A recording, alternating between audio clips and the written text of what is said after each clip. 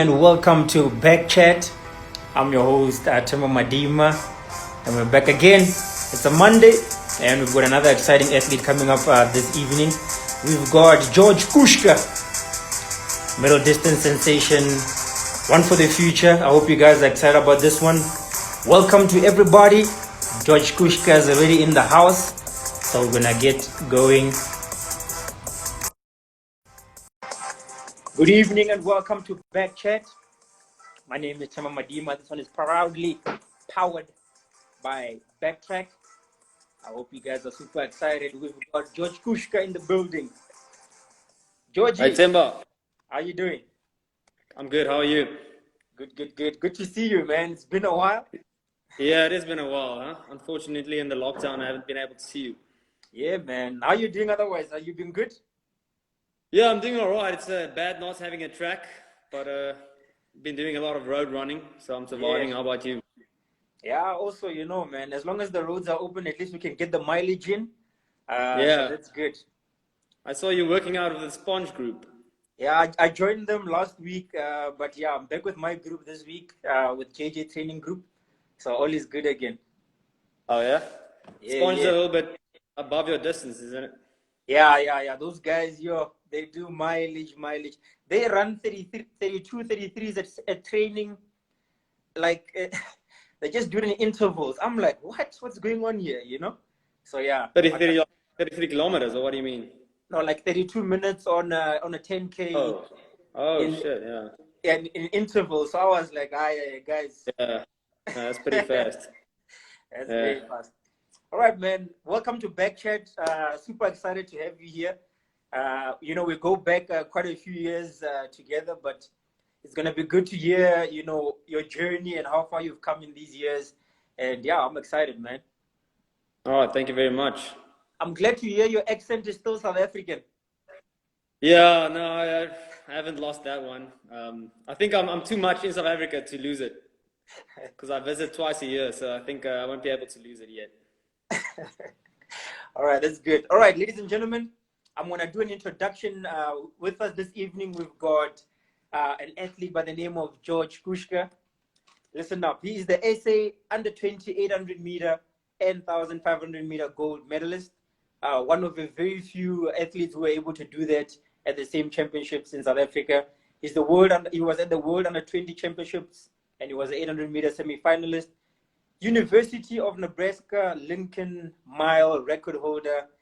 He's also an All-American honors in 2020, as well as USTF CCCA All-Academic with a GPA of 3.42.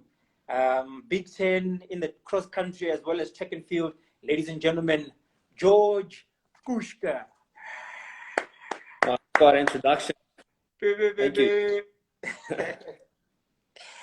Yeah, I see where you were shocked when I talked about your GPA scores as well. I do my research, George.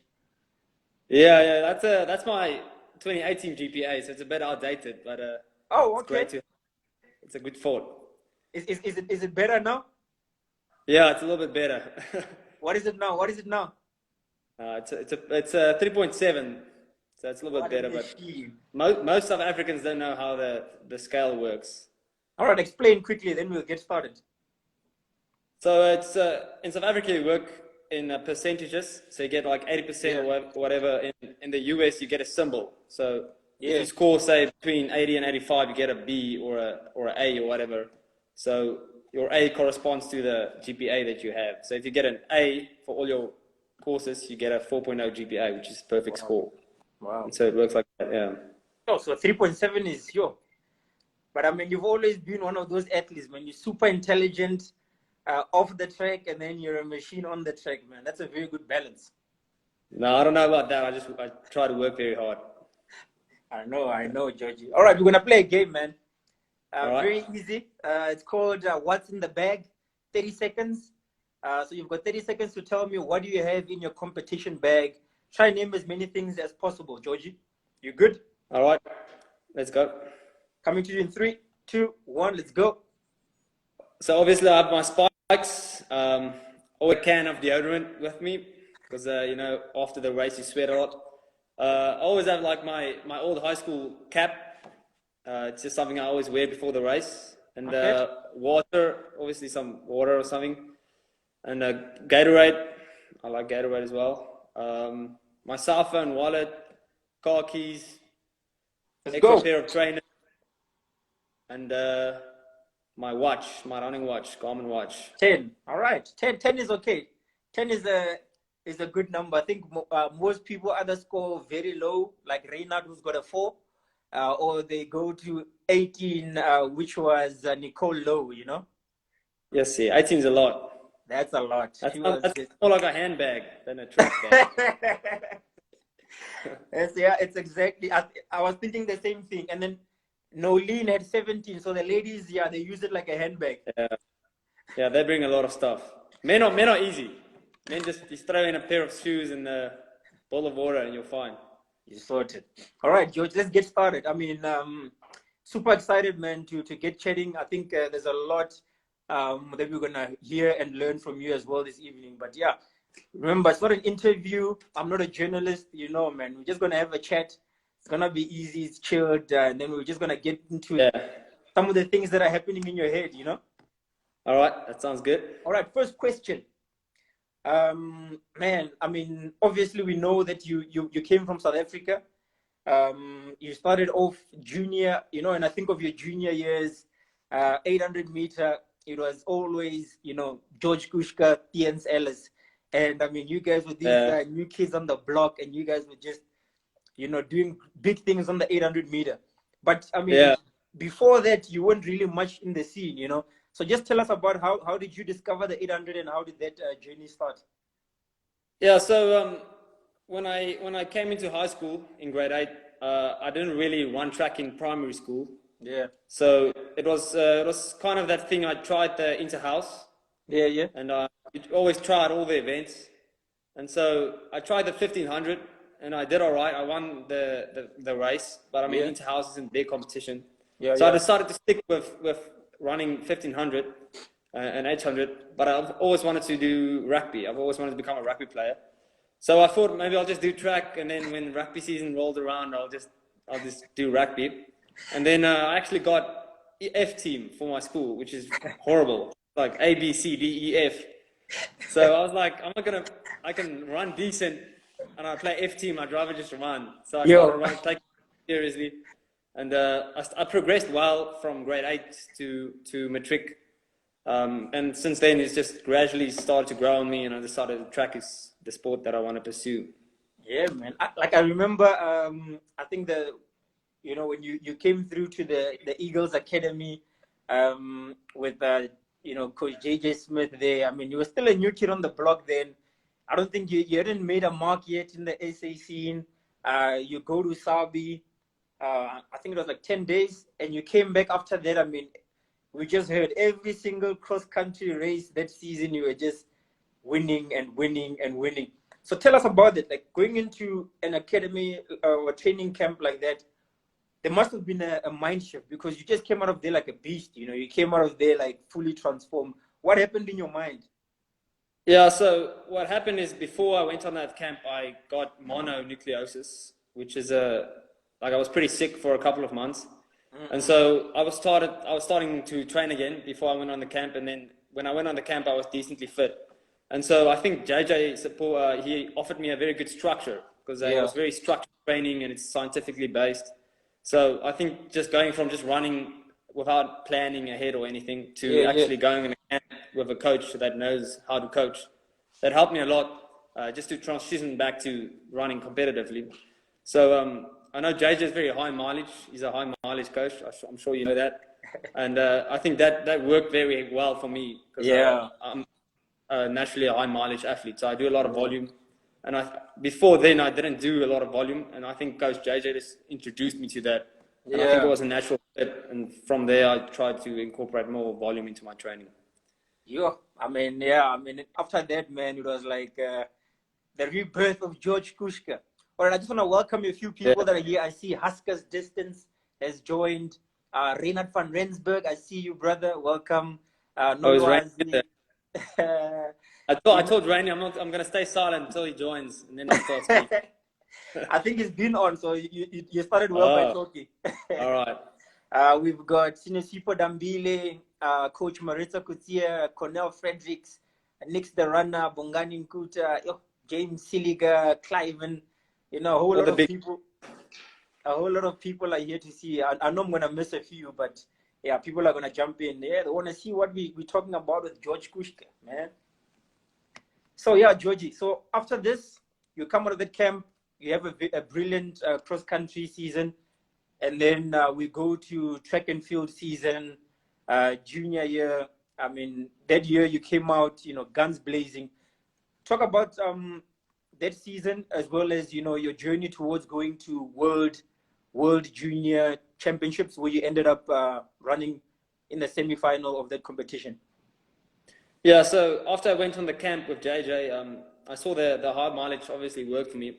But then I went to coach Juan Buerta, and Juan is a more 800 meter, 1500 meter coach, which also worked pretty well for me. And so we had a good relationship. And I started to focus on the 800, partly because over the December vacation I was injured.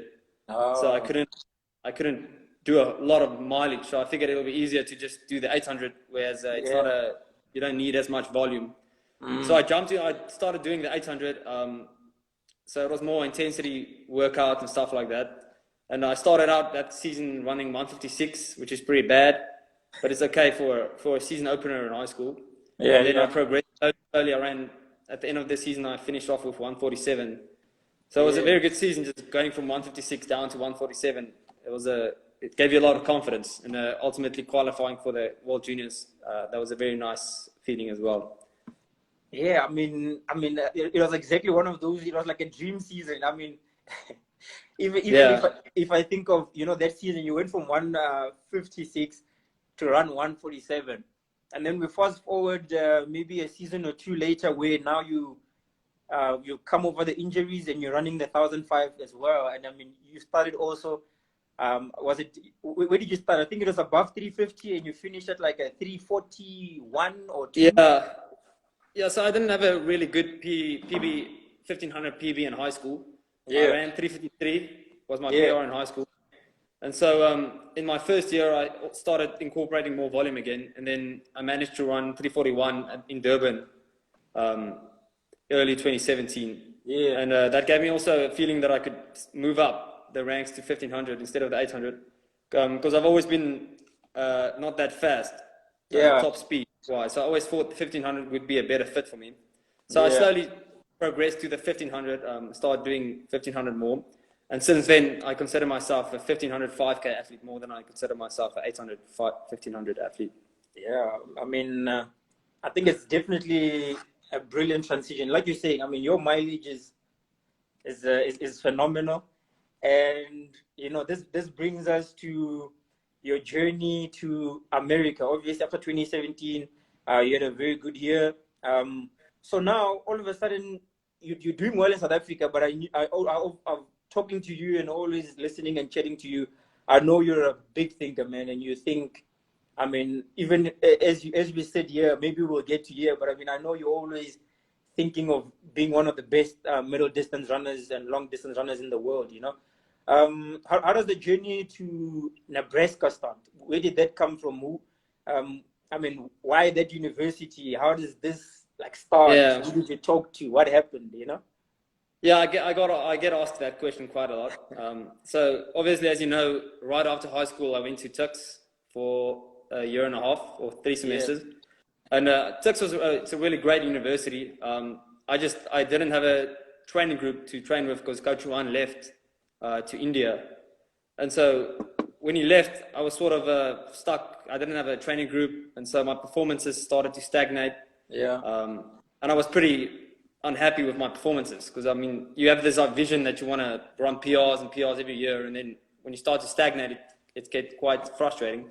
So I was starting to look for options to improve my performances again, and the US is obviously a great option because it provides you a lot of support financially and just great facilities to train in and great coaches and teams.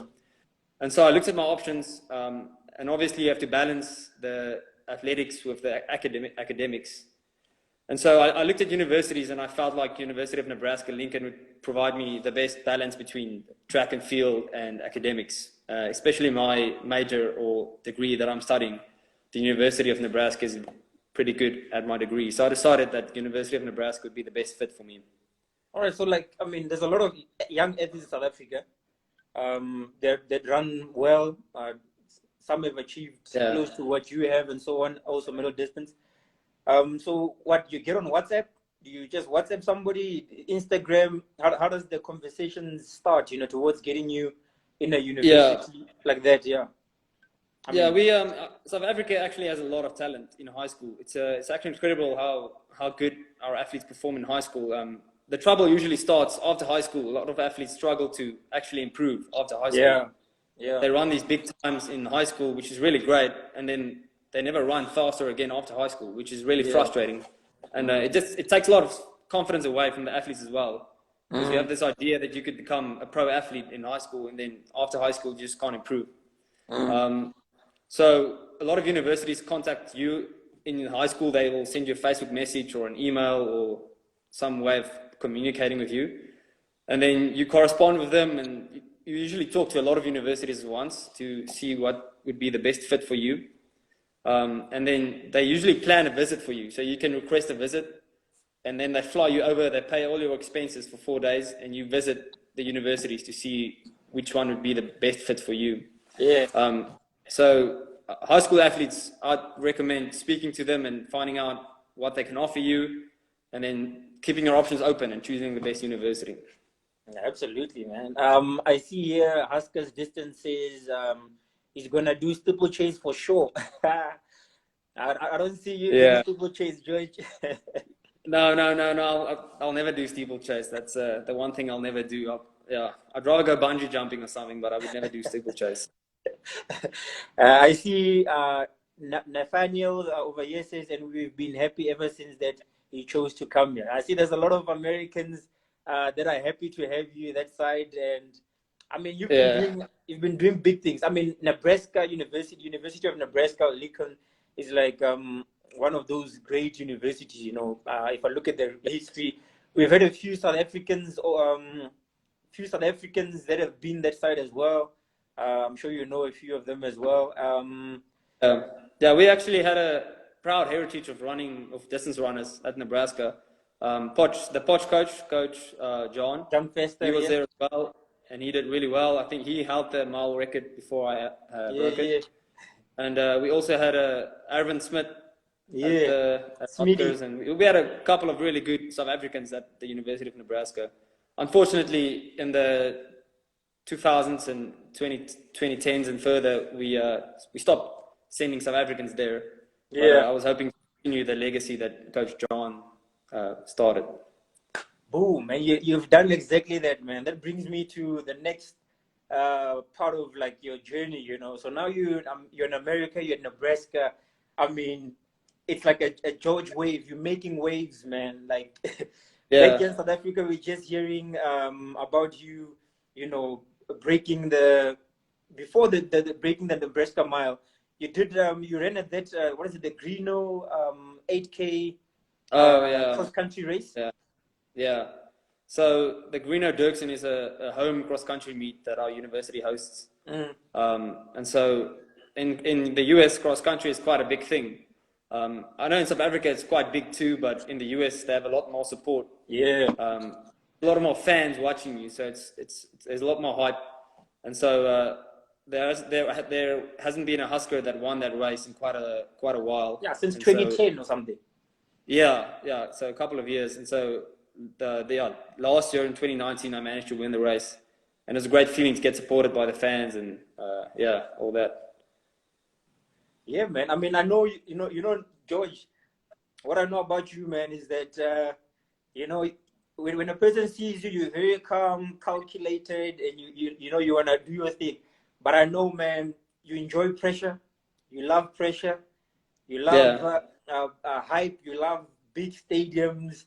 And, I mean, you always, when there's pressure on you, it seems like that's when you perform the best. I mean, following on social media, before you even broke the mile, you were already saying on your Instagram and your your social media, hey Yeah. guys, come watch this record for, you know, we're gonna break it at home. Where does that mindset come from? I love it, man. I enjoy that. That's what makes athletics and running and all this so fun, you know? Yeah. At the end of the day, running and track and field is entertainment. Yeah. It's what it is. People want to watch it and they want to have fun. They want to, they want to look forward to watching it.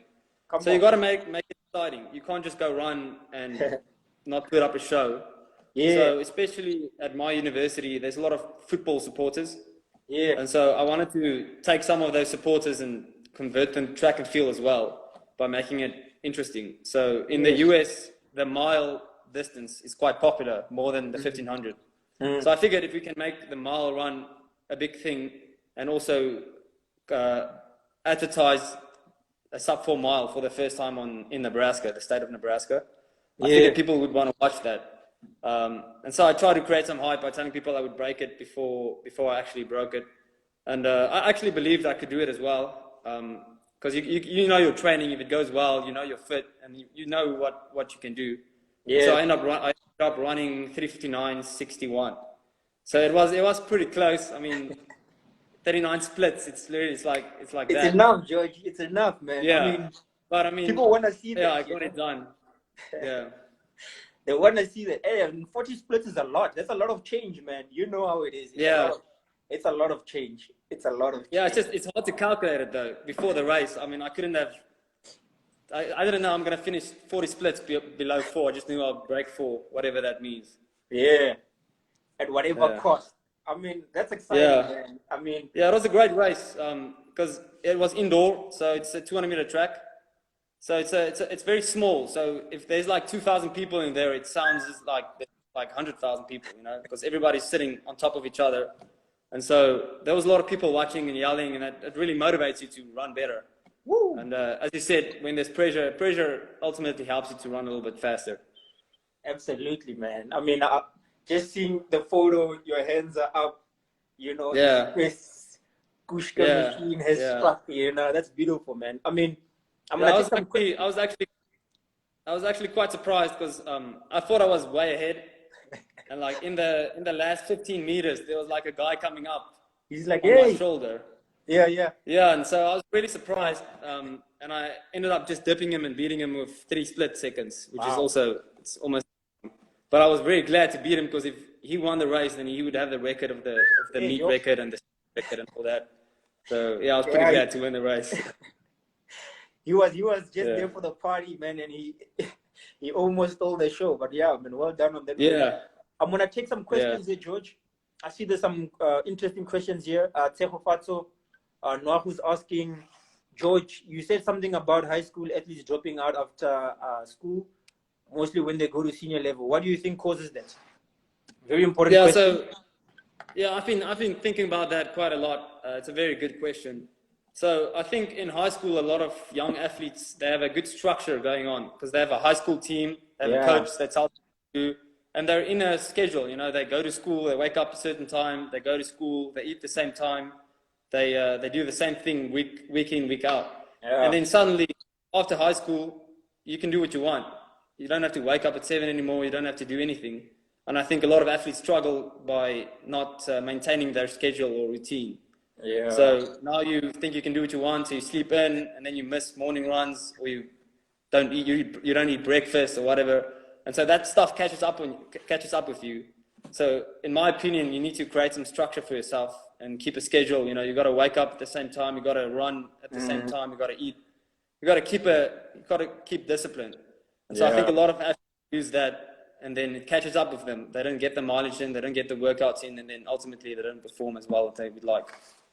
Absolutely. I mean, also, like, I mean, the high school system is like, I think you don't realize, you know, you usually get away with the training in high school because, I mean, you know how it was. You can run an 800 and then you're running 1,005 and then you're in a relay, and then you're running 3 meetings, 3 in a week, and it's top 10, and then it's, I mean, you can run like 50 races. You can start out with a 2 flat, and you can end out at the end of the season with like 150, you know. Exactly, because I mean, you're just running and running and running, you know. So yeah, I think that's also one of those things. But I mean, what you said is exactly on point. It's just, you know, most people lose their structure. I want to take another question here. Beatrice also said, he said that high school athletes run faster at the youth and junior level. Then after school, some struggle to perform, which is frustrating, and it takes a lot of confidence to perform again. So obviously, it's an important question. You also, I mean, you came as a junior. You were one of the very few athletes to win at a SA championship, 800 meter and 1,500 meter at the same championship. And then transitioning into senior, like you said as well, you know, it was a bit of a, you know, especially after your coach left, you lost structure and a lot of momentum.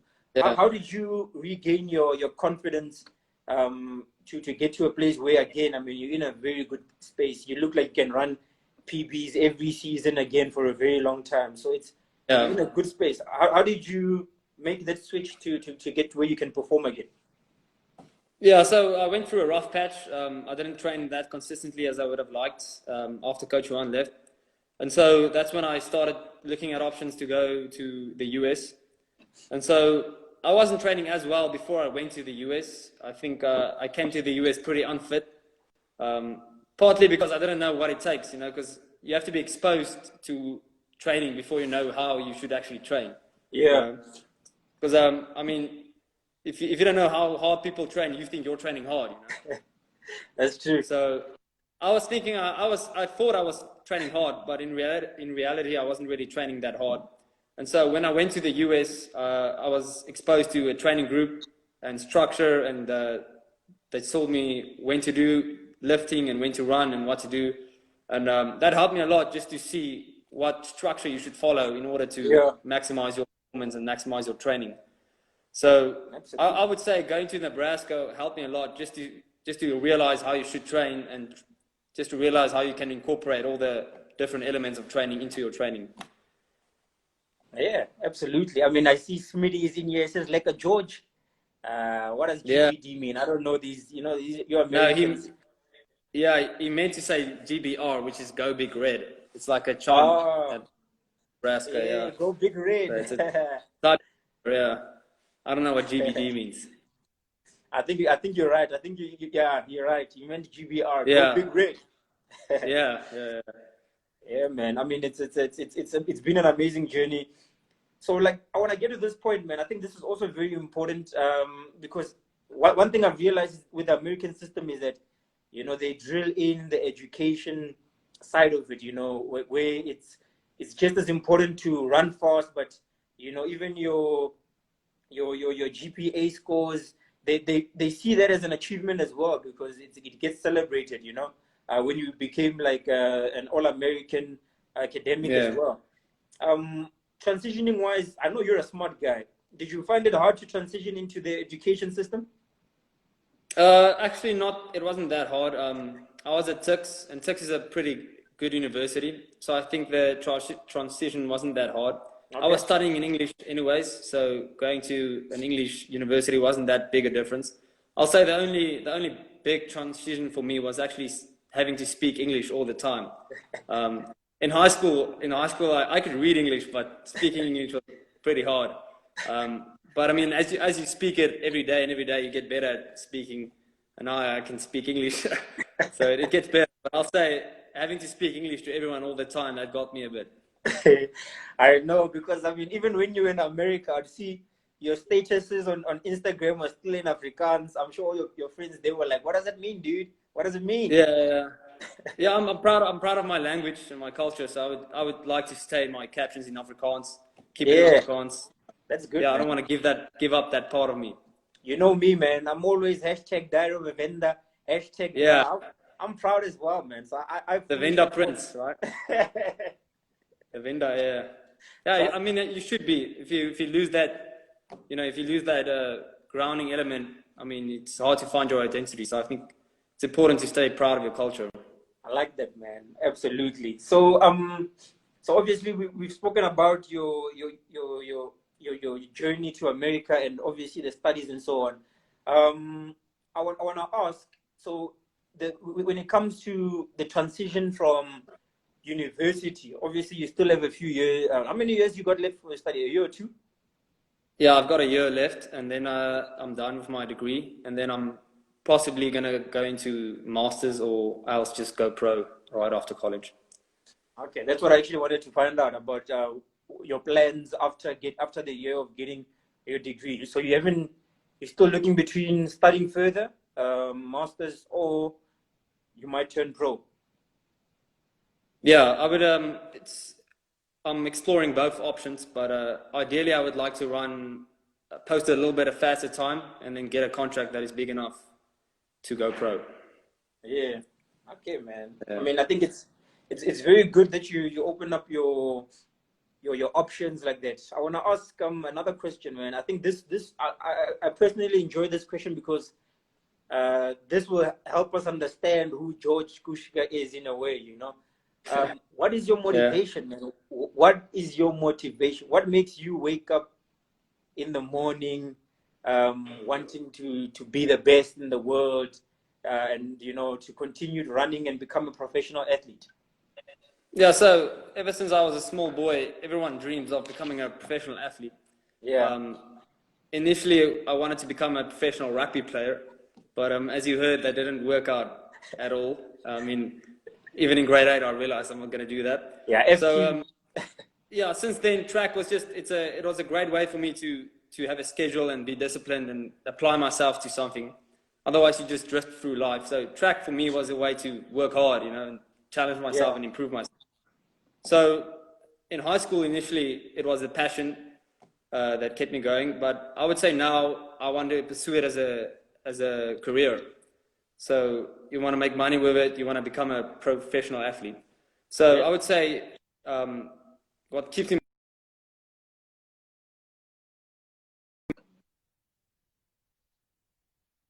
of it.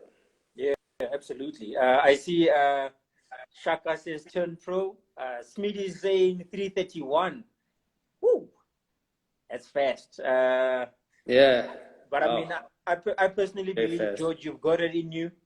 You've got the character and the mindset of a champion, man. And, you know, like when people sit with you and if they don't know you, they'll think you're crazy because you think that far ahead, man. And that's good. I personally enjoy sitting with people who will say things that nobody wants to say, you know, and do things that other people are afraid to do. So, yeah, man, keep doing that and keep shining. So, obviously, it's obviously a journey, though. I mean, if you look at Johan Cronje, he broke the SA record when he was 31 years old, I think. Yeah. So I'm 21 now, so it's a journey. You can't just think about the now and here. You got to think about the future as well. So but that's why it's important to train smart as well, because you want to be good when you're 30, 31 as well. You don't want to peak when you're 22 and then never run fast again. So yeah, no, I personally totally agree with that. I mean, that's the right mindset to have. So I want to come to the next question. You know, we're in South Africa and obviously around the world. In America, they've started racing. People are racing their different meets and are running fast times. In South Africa, we're looking at, you know, working with the university, what is it, the high school, Menlo, the World School Menlo, and we're going to be doing some virtual races, 800,000, 500 meter. Would you be interested in testing the legs a bit? Yeah, I don't know. I don't trust myself in a time trial, so I don't know how fast I can run in a time trial. But in the US, it's great that they get training groups together and they run official races. So ideally, it would be nice to run official races in South Africa with other elite athletes on the same track. We tried. I think it's pretty hard running a fast time on your own. I won't be able to do it. So it's a good idea though, the virtual races, just to keep interest in the sport. So it's a great idea. No, I think Rainy says in South Africa we play Xbox. Yeah. Yeah, Reynard, I've seen him, man. He's in Free State there. He's just playing with his knees. He's just chilling, living the dream. Yeah, no. All right, man. We're gonna wrap it up soon. I see there's another question. I want to take as much question. This is the last question I'm gonna take. Let me take one from. I think this is more a statement. He says, Nathaniel 22 says George is crazy because of the goals that he sets, but what makes him awesome is how hard he works and pushes himself to get those goals. There's Yeah, that's a nice message, but that's our assistant coach at the university. So don't take his words with a grain of salt, but yeah, it's a nice message. I see James Joyce is also asking training tips for breaking 5 minutes in the mile. Is James Joyce? What training tips would you say? I know you love mileage. Would you say mileage? Yeah, mileage obviously doesn't work for everyone, but breaking 5 in a mile isn't that hard. So you don't have to do fancy workouts or any specific workouts. It's literally just running consistently, going out for runs on a consistent basis. I'll say 6 to 7 days a week is necessary. Just do the basics, so run every day. And then, do twice a week or 3 times a week, go out and do a workout on the track. Pretty sure you'll be able to break 5 off just running consistently and doing a workout now and here and there. Yeah, that's true, man. Good advice. Mads van der Merwe asking, who's your biggest rival for next season? Yeah, and in the US, there's a lot of people. So there's a lot. South Africa is a small pond, but the US, it's a lake. So you don't have a specific rival. You have the whole NCAA to beat. So it's not one guy against another. It's literally 100 guys against each other. So just looking at the Big Ten, 20 universities. Yeah. Each university's got how many people in it? It's like you're running against almost 100,000 strong universities. So like exactly what you say. That's an ocean, ocean of competition. Yeah, and it's competitive too. Our conference, we have great running schools. We've got the University of Wisconsin and Michigan State, Iowa. So it's all serious schools that take running very seriously. So to give you an idea how competitive it is, last year our Big Ten champs, it was me, Oliver Hoare, and a Michigan State guy, Justin Kabrotic. They both went on to finish in the top 8 at the NCAA champs. So our conference is pretty competitive, but the NCAA system as a whole is also very, very competitive. Yeah, absolutely. All right. Georgie, I think we're going to have to wrap it up. I want you to hang around though. We want to do a draw. We're giving away a pair of shoes to people who have been watching BackChat and also that. So we're going to do that. But before we do that, do you have a message to South Africa? You've also got a lot of people in America who are watching and support you. I know you've met a lot of people around the world as well. What message do you have to them? A message of thank you to South Africans or Americans or everybody. I see your assistant coach is also on, and so on. What message would you like to give to them? Yeah, I'll just say stay safe and wear a mask. Huh? Pretty simple. Yeah. All right, George, man. Thanks a lot, man. Thanks for your time. I really appreciate it. I really do believe, man, you're one of those athletes that is gonna go on to do amazing big things in in the world.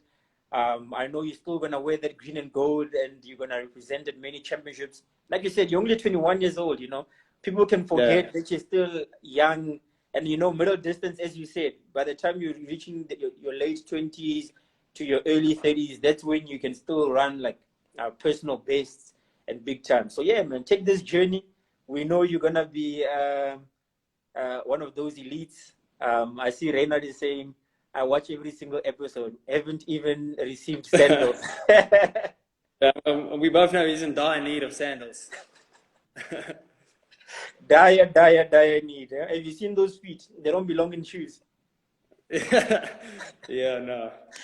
All right, George. Thanks a lot. Yeah, really appreciate it. From Backtrack side, we're always gonna support you. We're always gonna back you, man. We know you're gonna make us proud. So thanks. Yeah, thank you very much, and thank you for Backtrack. It's a really great platform to expose South African athletes. Absolutely, man. You guys make it worth it. All right, ladies and gentlemen, we're gonna do a draw. George, just hang around here. I'm gonna ask you to read the name. Okay, you'll read the name. It's a random draw here where one person is gonna win a new pair of running shoes. It's the A6 Cumulus 22s. Good for middle distance and long distance running. So we're trying to help the athletes out also, Yeah, that's very nice. Okay. I'm not even looking. I'm pulling out a name now in 5, 4. Should I go get my glasses though? You need your glasses.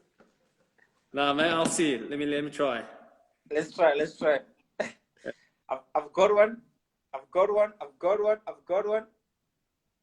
Can you see? No, you're gonna have to read that. I can't see anything.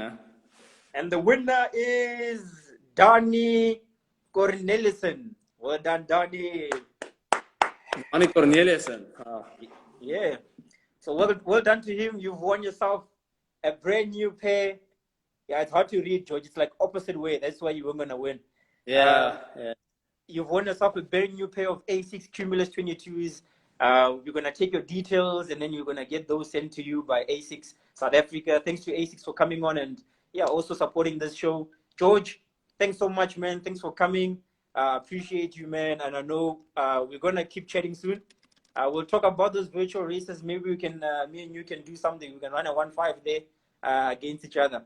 Ladies and gentlemen. Yeah, that'll be great. Ladies and gentlemen, you've heard it. You heard from the man himself. He goes by the name of George Kusche. Thanks to each and every single person who joined in this evening. It was really fun. Reinhard van Rensburg. We're gonna chat. Everybody, Luke Yas, welcome. Thanks for joining. Janet Siliga, Beatrice Lebuchang, and everybody who joined. Huskers Distance, thanks for joining, guys. Appreciate it. All right, we'll chat soon. Have a good evening, George, and take care, brother. Thanks, Demo. Cheers. Bye.